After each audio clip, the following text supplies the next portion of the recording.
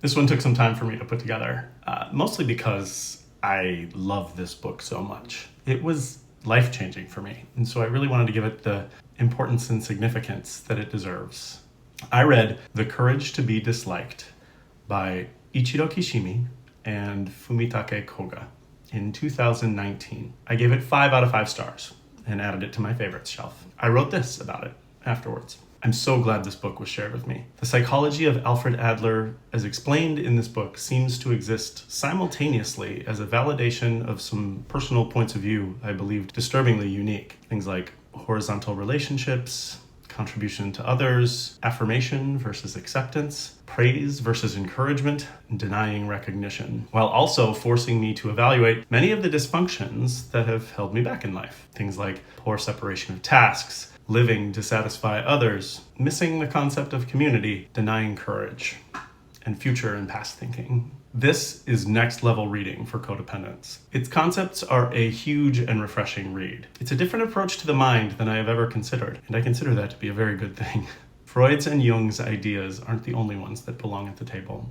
The format used to explain the truths here can be tiresome at times. The youth is so defensive and bitter that it comes off as melodramatic, and if you disagree with him, it's hard to relax into the simple absorption of the ideas. While annoying, it didn't lessen the impact of the concepts for me, and it is quite probable that there is some method to that madness that actually enhanced its stickiness. Maybe I'm not supposed to like the reluctant, antagonizing, bitter at the world surrogate. Maybe that moved me towards my own acceptance of what was taught here. I can't be sure, but friends and acquaintances are going to start becoming very tired of me regurgitating the tenets of Adler and suggesting this book as an inspiration. It was the perfect fit at the perfect time for me. In 2019, I had traveled to Vancouver, British Columbia, tribute to Canada here, for a sustainable brands event for the work that I was doing at the time. And I had met someone there, and she shared this book with me. Talked about how it was a life-changing thing for her, and that part of her work was sharing this book with people at like homeless shelters and places where people needed recovery. I had never heard of Adler before. And I even had that sort of Mandela effect or the butterfly effect sort of thing. Adler was like that for me too. I feel like in my years growing up, all I had ever heard of in terms of psychology and even philosophy were really based on Freud. Adler presents some very new ways to think about things here. And I listed a whole bunch of them there in the review. But I think part of the reason why people don't know about Adler is because his ideas are fairly controversial in the way that we think about thinking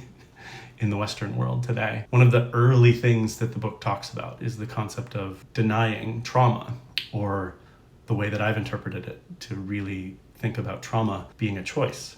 And that is extremely controversial and probably not for everybody. I don't think I would say that everyone needs to think of their healing in that way. What was interesting for me is that the concept really spoke to the way that I had handled difficult things in my life in the past. And the way that Adler is explained here in this Socratic conversation really talked through and detailed a lot of the ways that I had effectively managed difficult things in my past. When I've gone to traditional Western therapists, when I've worked in traditional Western psychology concepts, we've always tried to sort of pick at trauma and relive trauma through different therapies like eye movement, desensitization, and reprocessing, EMDR, which has really worked for a lot of people. But for me, it felt a lot like dress up because I had done work in the way that Adler suggests through these books. So the book was really perfect for me.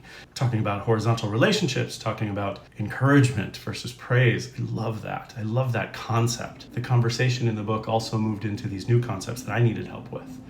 The poor separation of tasks, which ultimately you think about a popular author that's out there right now. If you hear about the Mel Robbins concept of let them, that is what Adler is teaching when he talks about poor separation of tasks. You are responsible for yourself and not others. And that's why I call this really next level reading for codependence. It helps you keep the focus on yourself. And that is really important, and really important for people in recovery. And that's why it was great that Logan Melville, who shared this book with me, was reading this book actively to the unhoused and to people who needed recovery. It's a beautiful thing to evangelize to people, and it really worked for me too. So I purchased the book when I got back to Portland and read it, devoured it, went back to it, used it as reference all the time when I'm feeling stressed or spread thin. I've given it to people multiple times and repurchased it multiple times, and I will continue to do that. You've heard me talk about on this channel a number of times some of the self-help books that are out there being too on the nose or too preachy. This doesn't work that way. And the interesting thing about the Socratic conversation, the idea of the philosopher debating, having a stimulating discussion about the concepts with a youth that is actively questioning those concepts, worked in that indirect way that I need for my kind of self-help. This book really works for me. I think you'll find it in a self-help section, and it is the kind of self-help that I use regularly all the time. So I tried to start this review a couple weeks ago. I went back to Vancouver for a work trip, and I was thinking, oh, this is really great. This is the pattern coming back and asking me to reevaluate the way I feel about these things and this book and this concept and everything. I wanted to give it the proper honor that it deserves. It is one of my favorite books to help people help themselves. It's really helped me in that way too.